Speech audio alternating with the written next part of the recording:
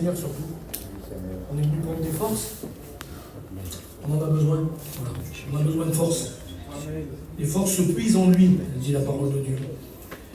Et hier soir, je discutais avec un frère, il va se reconnaître. Et puis, on est des gens occupés. On est compte un petit peu, c'est dimanche. Regardez un petit peu le temps que ça nous prend. Vous avez vu le paquet de téléphone, il a sonné 3 fois, moi. On ne peut pas rester 1 minute tranquille.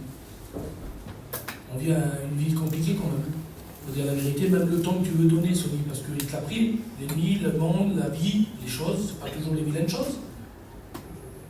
On se fait prendre le temps, on veut le donner pour Dieu, là, un petit peu de temps, on va rester jusqu'à quelle heure? Ça va durer jusqu'à 3 heures, 3h30. C'est rien. On prolonge, c'est une 2e réunion. Même ça, l'ennemi ne veut pas nous le donner à travers tous les moyens que vous voulez.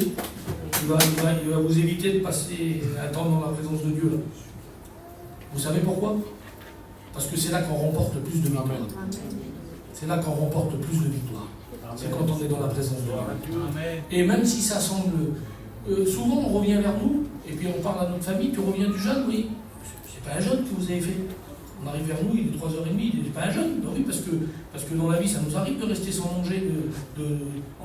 Combien de fois on le dit, nous les garçons, combien de fois on se le dit? On est sur un chantier en train de travailler, on oublie de boire. Il fait 300 degrés de chaleur, on oublie de descendre en bas, prendre la bouteille d'eau et puis de boire. On ne boit pas, on travaille, on est en plein cœur de chaleur, on oublie. Ça ne nous gêne pas, le corps il ne demande rien, pourtant il est en train de travailler. Mais c'est là qu'on voit que c'est important ce qu'on est en train de faire, parce que ça ne plaît pas à la chair. Là, ça la dérange. Si ça ne la dérange pas quand tu es en train de faire tes affaires, si ça ne la dérange pas quand tu es en train de te promener, ça la dérange là. Parce que tu es en train de remporter sur elle des combats, tu es en train de la piétiner là. Amen. Tu ne donnes pas ce qu'elle veut, Amen. tu ne donnes pas ce qu'elle attend. L'heure de plus, la demi-heure de plus que tu gagnes, le quart d'heure de plus que tu mets devant Dieu, il a de l'importance. Et le Seigneur, il travaille avec ça. Amen. Amen. C'est important ce qu'on vit. C'est vraiment, si vous sauriez comment c'est important le petit moment qu'on passe là, c'est terrible. Alors je discutais donc avec un frère hier, et puis il me faisait part un petit peu de ses soucis, parce que je crois que c'est une bonne chose, parce qu'on ne veut pas faire d'erreur, on veut faire ce que le Seigneur nous demande, on veut être là où le Seigneur veut qu'on soit. On ne veut pas prendre des directions qui ne sont pas bonnes pour nous, on ne veut pas faire des choses qui ne sont pas bonnes pour nous. On veut vraiment être là où Dieu veut qu'on soit. Et c'est ça le plus important. Et puis quand on regarde dans la parole de Dieu, il y a des versets de la Bible que j'ai cités, mais alors des dizaines de fois. J'ai monté dans des campings, ils étaient sur un meuble, là, ils étaient là, entourés dans un beau petit cadre. Je les ai cités, je n'ai jamais regardé le contexte. Et quand j'ai regardé le contexte, alors c'est le cas pour un verset que je vais vous lire maintenant, un verset célèbre, quand j'ai regardé le contexte, ben c'était complètement différent. Regardez ce qu'a dit la parole de Dieu dans le livre d'Ésaïe. Ésaïe, chapitre 30, et puis on va lire au verset 15. Ce verset-là, vous le connaissez par cœur, vous l'avez écouté plein de fois. Car ainsi a parlé le Seigneur l'Éternel, le Saint d'Israël. Et c'est là où vous connaissez par cœur. C'est dans la tranquillité et le repos que sera votre salut, c'est dans le calme et la confiance que sera votre force. Amen. Combien de fois vous avez écouté ce verset-là? C'est dans le calme et la confiance que sera votre force. Amen. Vous l'avez écouté, hein? Et puis je l'ai prêché. J'ai prêché, puis quand je l'ai prêché, j'ai rien dit de mal. Hein. J'ai dit que, bien sûr, qu'il fallait avoir confiance en Dieu, c'était la foi. Et puis qu'il ne fallait pas s'agiter. Alors on prend plein d'exemples quand on cite ces versets-là. On prend l'exemple de Marthe et Marie, l'une qui s'agitait pour beaucoup de choses, et puis l'autre elle était au pied du Seigneur, elle attendait. J'ai pris plein d'exemples qui va avec le sens de la parole de Dieu. Mais dans le contexte, là, c'est pas ça du tout. Si vous voulez, on l'a pris, mais même pas à moitié le verset. On ne l'a même pas pris à moitié. Regardez ce qu'il dit le verset, il continue. Alors je le relis du départ. Car ainsi a parlé le Seigneur l'Éternel, le Saint d'Israël. C'est dans la tranquillité et le repos que sera votre salut. C'est dans le calme et la confiance que sera votre force. Mais vous ne l'avez pas voulu. Ça, c'est le verset 15. Verset 16. Vous avez dit non.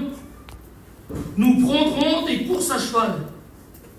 C'est pourquoi vous fuirez à la course. Nous monterons des coursiers légers. C'est pourquoi ceux qui vous poursuivront seront légers. Et en lisant ça, je me suis interrogé. J'ai dit comment ça se fait qu'on n'a jamais été au fond du verset? Pourquoi on ne le dit pas qu'ils ont dit non à ce moment-là? Il est question du peuple de Dieu. On a toujours cité le texte, alors on a fait comme plein que nous on prêche là. On a sorti un texte de son contexte, parce qu'il nous arrangeait bien comme ça. C'est une merveille. C'est dans le calme et la confiance que sera votre force. Il n'y a pas plus beau. Oui, mais sauf que là, dans le texte, là, ils ont dit non. Le texte de Dieu, le peuple de Dieu, il a dit non. Il n'a pas voulu. Il n'a pas voulu rester dans le calme, il n'a pas voulu faire confiance à Dieu. Et quand j'ai pris soin de vous lire le verset 16, parce qu'ils ont préféré, eux, faire la course à cheval. Je regardais ça, qu'est-ce que ça veut dire? Vous avez choisi des coursiers légers. J'ai pas compris. Alors pour comprendre, il faut lire tout un contexte. Pour comprendre, il faut regarder un petit peu l'histoire. Il faut regarder ce qui s'est passé à ce moment-là, pourquoi ils ont réagi de cette manière-là. Et quand on regarde au chapitre 1 du verset 30, alors je vais vous faire que quelques versets, mais écoutez, on a besoin de les lire pour comprendre aujourd'hui. Amen. Amen. Au verset 1, il dit « Malheur, dit l'Éternel, aux enfants rebelles, qui prennent des résolutions sans moi, et qui font des alliances sans ma volonté. » Il dit « Qui descendent en Égypte sans me consulter, pour se réfugier sous la protection de Pharaon, et qui cherchent un abri sous l'ombre de l'Égypte. Et la protection de Pharaon sera pour eux une honte, et l'abri sous l'ombre de l'Égypte une ignominie. » Alors, quand on regarde ça, on s'aperçoit de ce qui s'est passé. Et puis, voilà, je ne vais pas vous lire tout le chapitre, mais je voudrais vous expliquer un petit peu la condition du peuple à ce moment-là. On avait affaire à un peuple qui était sorti de l'esclavage, ils étaient sortis de l'Égypte, et ils avaient été amenés dans le pays promis. Ils dépendaient de Dieu à 100%. Ils n'avaient rien besoin de faire quand on regarde dans la parole de Dieu. Quand ils sont sortis de l'Égypte, ça faisait déjà 400 ans qu'ils étaient dans l'esclavage. Ils vivaient, écoutez, le pire qu'on peut vivre. Souvent, on l'écoute prêcher ça. Vous l'avez lu, vous avez lu la parole de Dieu, vous avez regardé un petit peu, on a tous regardé les 10 commandements à un moment donné. Ce que vous voyez dans le film, qui prennent des coups de fouet pour construire des pyramides, mais c'est rien à côté de ce qu'ils ont vécu. Ça a duré 400 ans. C'était des cris qui poussaient à Dieu. Ils étaient oppressés, ils étaient sous une captivité, ils étaient sous une influence de l'ennemi qui voulait les tenir ici, captifs. Il est privé de leurs enfants, il est privé de leur foyer, il est privé de leur famille, il est privé de leurs prières, il est privé des cantiques qu'ils avaient l'habitude de chanter. Il n'y avait plus rien qui était pareil. Et la seule chose qu'ils savaient encore faire, c'était crier à Dieu. Mais les cris qu'ils ont fait, ils ont monté jusqu'à Dieu.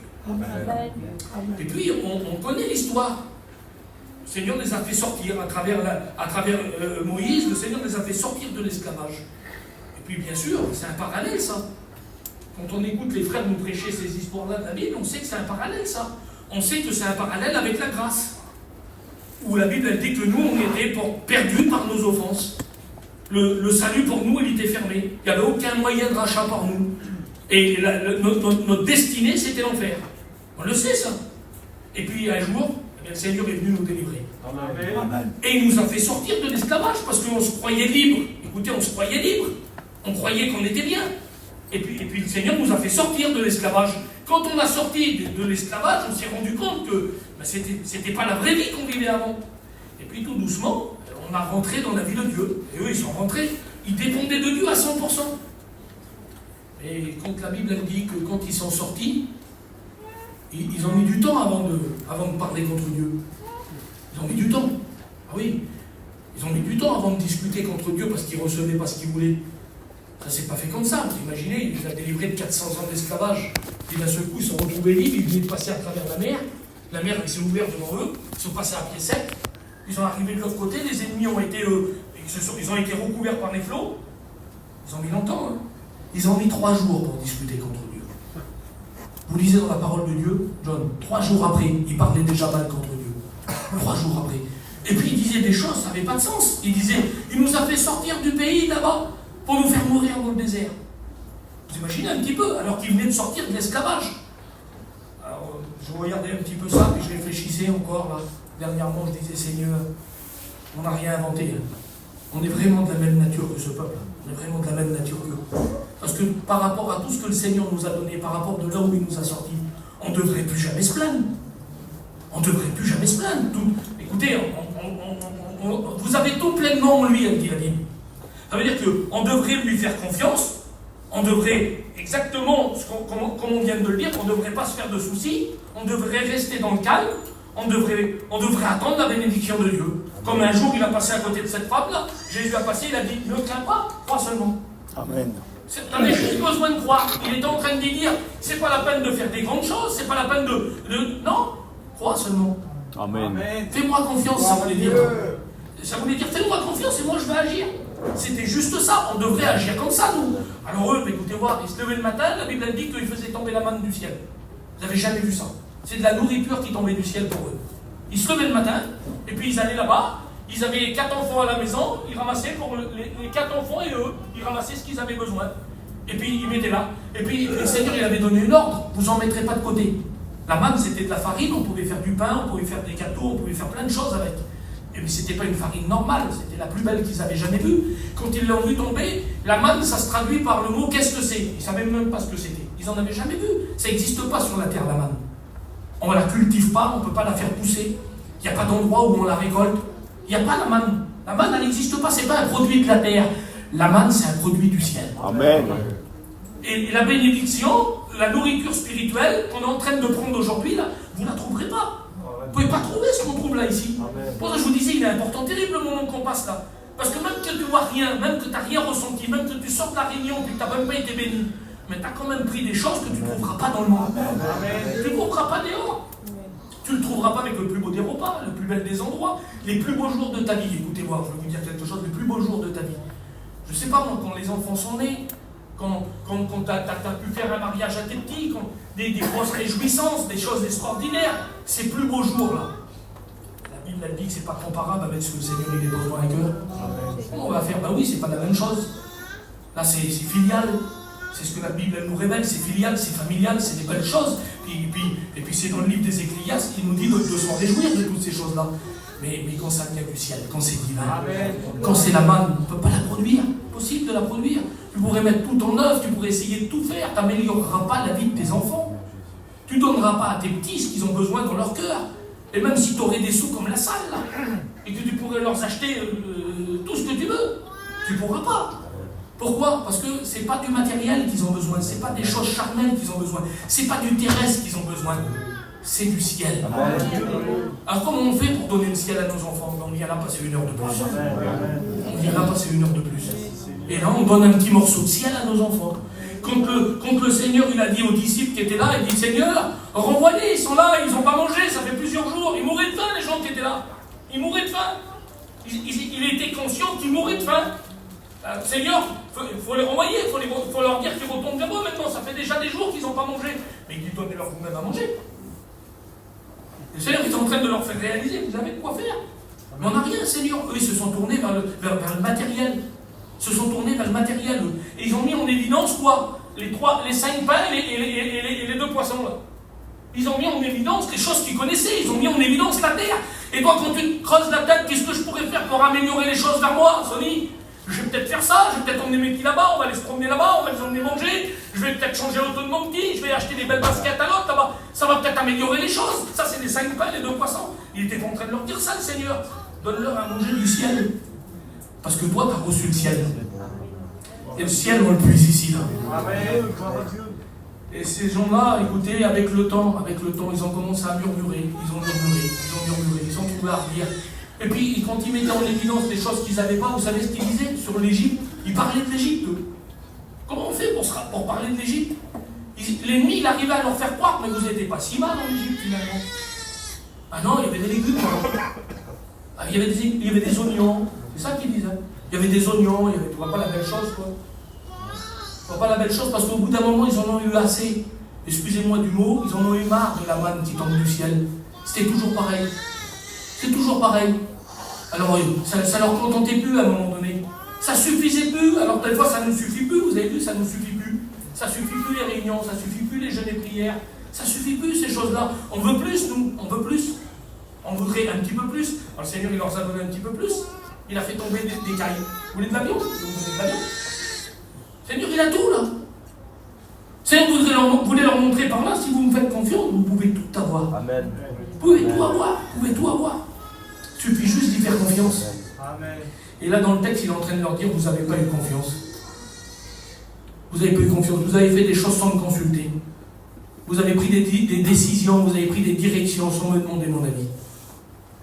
Il dit, vous êtes descendu en Égypte là-bas pour vous mettre sous son abri à lui. C'était le monde, l'Égypte. Vous pouvez voir, c'était le monde. Pas faire... Alors ça veut dire qu'il trouvait des refuges dans le monde. Ça ne peut pas nous arriver à nous, ça. Et quand tu ne fais pas confiance à Dieu, et puis que tu mets tout en évidence dans le monde pour garantir tes arrières, là, pour garantir les choses qui sont devant, tu ne fais pas confiance à Dieu, tu fais confiance à l'Égypte. Tu fais confiance à l'Égypte. Il dit, vous êtes descendus, ce n'était pas le fait qu'ils étaient partis en Égypte qui gênait le Seigneur. C'était pas ça. On l'a cité vendredi, on a fait la réunion au plan, on l'a cité au plan. À un moment donné, l'ange est venu prévenir Joseph et Marie, il leur a dit, il faut fuir. Il faut fuir où? En Égypte. Il faut partir en Égypte. C'est pas un problème pour Joseph et Marie d'emmener Jésus en Égypte. Mais c'était le fait de ne pas se réfugier dans l'Égypte, de ne pas trouver un abri sous l'Égypte. De ne pas avoir confiance en Pharaon. Ils avaient eu confiance en Pharaon. Là. Vous imaginez, ils avaient eu confiance en Pharaon. L'ennemi, celui qui leur avait fait du mal, celui qui les avait oppressés. Comme s'ils avaient oublié. Ils avaient oublié. Ils avaient oublié. Ils avaient oublié les nuits de pleurs, les cris. Ils avaient oublié les nuits d'angoisse. Ils avaient oublié les nuits de tristesse. Ils avaient oublié pas d'avenir. On pourrait oublier ça. On pourrait oublier ça. Alors on oublierait ces moments-là. Écoutez voir, je vais vous dire quelque chose. Il y a quelques jours en arrière, j'avais Coucou au téléphone.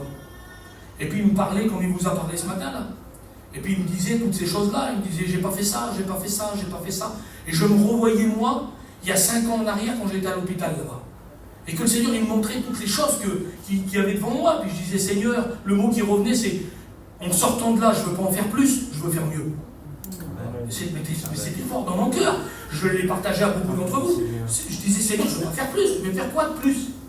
Mais je veux faire mieux, par contre. Je veux m'appliquer pour les faire, les choses.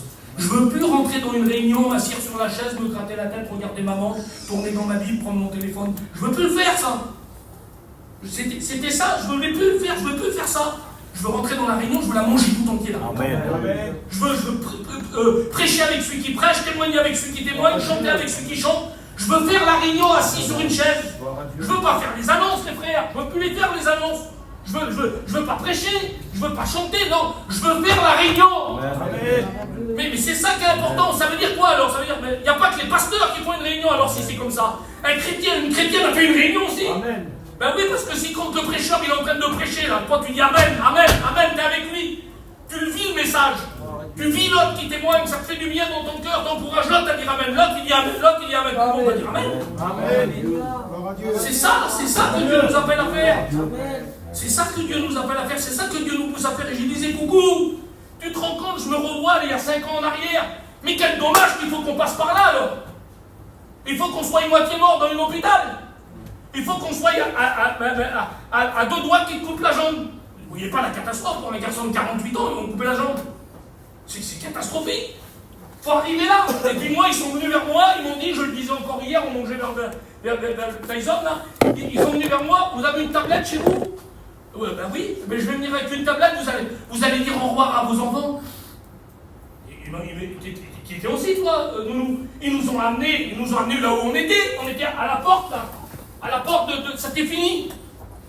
Et il faut arriver là pour se rappeler. Il faut arriver là pour revenir en arrière et pour dire j'aurais pas dû faire comme ça. J'aurais dû faire autrement. J'aurais pas dû passer à côté, j'aurais dû faire des efforts. Il faut en arriver là. Vous voyez pas un petit peu comment c'est dommage. Et pourtant on est de cette nature-là. Sony, il y a des mois en arrière, là. Ah, c'était bon. Je pensais à ça quand tu témoignais. Ah oui, c'est pas le gros souci dans son foyer avec son petit bébé qui était malade. C'était une bombe. C'est pas là qu'il était faible, c'est pas là que t'étais faible. T'es pas faible quand tu passes par des problèmes. T'es pas faible quand t'es dans la maladie. T'es pas faible. Et hier, j'ai téléphoné aux autres. Là, on va prier le Seigneur aujourd'hui. La Laura, elle l'a rappelé tout à l'heure. Puis c'est important, on va prier le Seigneur pour le Brian, pour le petit du Mimir. Et puis hier, j'ai téléphoné. Mon petit, il est à Lyon. Il est à Lyon et puis il a été passer la journée vers eux là-bas. Il a été toute la journée, il a pris le train, il est parti passer la journée. Il m'a dit, mon père, et alors, il y a eu des nouvelles? Il m'a dit, non, il n'y a pas eu de nouvelles. Mais par contre, il s'est passé quelque chose de terrible. Ah bon, qu'est-ce qui s'est passé? Il dit, mon père, si tu les vois, on dirait des fous. Comment? Ils sont joyeux, mon père. Gloire à Dieu. Mon Dieu, ils sont joyeux. Ils sont joyeux. On était dans la maison quand je l'ai appelé. Il dit, ils sont joyeux, mon père. Qu'est-ce qui s'est passé, mon fils? Il s'est passé quoi? Il dit, mon père, sa femme, O'Brien, il dit, c'est une petite fille, elle a peur de tout. Elle est angoissée facilement. Elle n'est pas chrétienne, la petite fille. Et puis elle est angoissée facilement. Elle a peur de tout, c'est même pas la peine. À tel point qu'il y a une nuit ou deux, là, en pleine nuit, elle s'est levée, elle était dormir avec ses parents. Elle n'a pas pu, lui, il est à l'hôpital, elle n'a pas pu rester vers elle, c'était trop fort, c'était trop lourd sur elle. Et elle ne pouvait pas passer le cap. Et puis hier, ils sont partis, je crois que c'était hier, ils ont croisé qui? Ils ont croisé un foyer de serviteurs de Dieu qui passe par la maladie. On a prié plein, c'est la fille à Loulou de Dordive, là-bas. Vous savez, Loulou, le petit vélo, qui fait la mission à Saint-Tropez. Sa fille, elle est malade, ça fait 2 ans qu'elle passe par la maladie, très très grave. Et puis là, merci Seigneur, elle s'est sortie de la maladie. Beaucoup de traitements, beaucoup de choses, mais elle s'est sortie de la maladie. Et puis là, ils les ont croisés dans le couloir de l'hôpital. Et puis la petite femme, elle a fait quoi? Elle a témoigné de ce qu'elle a vécu pendant le temps de la maladie. Mais elle y a témoigné du Seigneur, comment le Seigneur l'a soutenu. Ah oui, il n'y a pas eu le miracle que j'attendais, il n'y a pas eu la guérison que j'attendais, il n'y a pas eu tout ça, mais comment que le Seigneur, il est avec moi. Il ne m'a pas lâché une minute. Et toutes les paroles qu'elle disait, la femme, là, ça y a rentré dans le cœur. Écoutez-moi. Et d'un seul coup, mais une transformation. Ça a produit quelque chose dans son cœur, mais même pas la peine. Elle disait autour à sa famille, mais écoute-moi, j'ai des idées de tout, j'ai envie de laver mes affaires, j'ai envie d'aller me promener, j'ai envie de faire tout. Et puis lui, il est sorti, et ben il sort aujourd'hui, il est dehors là aujourd'hui. Alors qu'on parle, ils sont dehors, ils sont en famille. Ils ont préparé un gros repas pour le soir. Elle disait même quand je m'imagine d'être chrétienne un jour, elle n'a pas dit qu'elle était chrétienne, là, elle a reçu la paix de Dieu. Elle a dit, même si je m'imaginais d'être chrétienne un jour, je ne m'imaginais pas d'avoir reçu ça dans mon cœur. Je ne croyais pas que c'était comme ça. Ah si, imagine, elle n'y croyait pas, quoi. Elle n'y croyait pas. Mais quand le Seigneur il vient dans un cœur, il transforme tout, le Seigneur. Il transforme tout. Écoutez, dans ces moments-là, là, on s'approche de Dieu, on ne l'oublie pas, on y pose des questions pour tout. Je dois le faire, je ne dois pas le faire, je dois y aller, je ne dois pas y aller, je dois parler, je ne dois pas parler. On est près de Dieu, on est près de lui. Et quand on ne le consulte plus, quand on n'y monte plus pour faire les choses, quand on croit que ça va aller, parce qu'on sait faire, parce qu'on sait discuter, parce qu'on sait faire, on en a discuté avec mon cousin qui est là, il y a 1 mois et demi en arrière, on croit qu'on sait tout régler dans une conversation, on croit qu'on sait tout faire, on s'imagine qu'on a pris du bagage. Mais combien de fois je m'y suis cru, moi? Ça fait 30 ans que tu prêches du lot, toi. Ça y est, tu peux parler, t'as fait. Mais quand j'étais dans l'hôpital et puis que le film de ma vie il a défilé devant moi, là, j'ai pas vu de vision, j'ai rien vu du tout, mais c'était dans mon esprit, dans mon cœur. Le Seigneur, il m'a ramené sur tous les bons moments que j'ai passés. Mais je ne peux pas vous dire, je ne me suis pas vu une fois en train de prêcher devant la salle quand il y avait 1000 personnes. Mais pas une fois, je me suis vu comme ça, hein. Il ne m'a pas fait voir ça, le Seigneur. Je me suis vu dans une auto à 4 copains en train de chercher une place l'été en mission. Et en train de rigoler avec des fous rires, avec mes copains. Je me suis vu ouvrir des places, je me suis vu monter le chapiteau. Je me suis vu dans des endroits où j'étais assis, puis il y avait des baptêmes. Je me suis vu à Gap, là-bas, dans la petite œuvre. Je me suis vu dans tous ces endroits-là. Et vous savez ce que le Seigneur, il me disait dans mon cœur? Vous avez fait quand même des belles choses avec moi. Jamais il m'a dit, t'as fait des belles choses devant Dieu, jamais une seule fois. Elle le sait, elle. Le Seigneur, il m'a jamais montré une image où j'étais tout seul. Mais jamais. Pas une fois, Ray. J'ai vu plein de choses, j'ai vu votre conversion, j'ai vu quand les frères se sont approchés. J'ai une photo, elle est là, elle est dans ma Bible.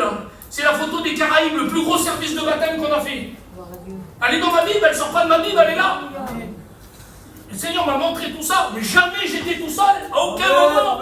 J'avais toujours mes frères avec moi. Le Seigneur voulait me montrer par là, regardez, je le retiens, c'est encore là. Tu fais rien tout seul. Tu n'es rien tout seul. Ben, moi, je n'ai tout seul là. Je l'ai déjà fait. Donc, vous sauriez combien je l'ai déjà fait, combien de fois je l'ai déjà fait. Où j'ai pris la clé de l'église, je suis venu là, j'ai ouvert, j'ai rien dit à personne dans l'hiver, et puis j'ai dit je vais passer un moment. J'avais prévu de passer 3 heures, j'ai passé 1 heure. Au bout d'une demi-heure, 3/4 d'heure, j'étais plus dans l'église, mon corps il était assis sur une chaise. Mais j'étais parti. Mais quand t'as tes frères avec toi, t'écoutes la prière d'un, t'écoutes la prière de l'autre. Et puis tu te vois tout petit, toi d'un seul coup, l'autre t'as la parole, elle explique son problème, là, le petit il a rentré à 7h du matin. Là. Vous imaginez pour un foyer de chrétien, l'autre il était le chercher à 2h du matin là-bas. Le petit il avait bu un verre, il est rétrograde. Mais moi je suis assis là, j'ai mon petit qui sert le Seigneur, j'en ai un autre qui est en mission, j'ai ma petite qui est en mission de l'autre côté. Vous comprenez qu'est-ce que je veux vous dire? Je vais parler de mes problèmes. Non, je vais prier pour mes frères et sœurs. Et oui, c'est pour ça qu'on est là, c'est ensemble là qu'on est là. Et puis voilà, je sors du message, puis je voudrais pas être long, je voudrais qu'on prie Dieu. Mais il arrive un moment donné où on se fait rouler, frères et sœurs. Voilà, c'est vraiment le mot qu'il y a sur mon cœur, on se fait rouler. On se fait rouler parce qu'on prend des décisions, parce qu'on ne demande plus au Seigneur, parce qu'on ne consulte plus, parce qu'on ne fait plus comme avant. Il y a un moment donné dans la parole de Dieu où il y a une femme qui s'est approchée de David, et puis elle a voulu lui faire réaliser qu'il avait changé. Il avait changé David, vous voyez, parce qu'il avait été se réfugier vers l'ennemi. Vous le trouvez dans la parole de Dieu, c'est l'histoire de Tsiklag. Il avait été se réfugier vers l'ennemi. Il avait été se réfugier, si vous voulez, en Égypte aussi, lui, à sa manière. Il ne prenait plus les conseils. Tu sais ce qu'elle a dit, cette femme-là? Elle a dit, autrefois, David, tu consultais 2 fois l'Éternel avant d'aller faire un combat. Pas 1 fois, 2 fois. Ça veut dire que tout le monde savait. David, il rentrait dans la maison. Il rentrait dans la maison de Dieu. Il se mettait à genoux. Il disait, Seigneur, je dois y aller combattre. Je dois y aller combattre ce combat-là. Il ressortait de la maison, tout le monde attendait comme ça. Le Seigneur y avait répondu. Hein. Il était là, lui, il tournait en rond, tout le monde attendait, ils étaient là. Les hommes de guerre étaient avec lui, les regards sur lui, les vaillants hommes de David là. Tout le monde était là, le peuple était là, les femmes, ils attendaient pour crier. Tout le monde était là avec lui. Il disait, attendez, il rentrait dans la maison, il se remettait à genoux, il redemandait à Dieu. Amen. Il ne voulait rien faire, aucune décision sans que Dieu soit avec lui. Elle était en train de lui faire remarquer, t'as changé David, tu consultes plus Dieu. Pourquoi? Parce que tu as pris des habitudes, parce que tu t'es endormi sur des situations. Tu consultes plus Dieu. Amen, Seigneur. Vous avez dit non. Vous avez choisi des chevaux de course rapides. Vous savez ce que c'est? C'était pour atteindre un but. C'était ça que ça voulait dire là. Pour atteindre un but. Tu as dit non, on ne va pas rester dans le calme. On ne va pas attendre tranquille, ça ne va pas assez vite comme ça. Non, je vais prendre des chevaux de course, ça va aller plus vite.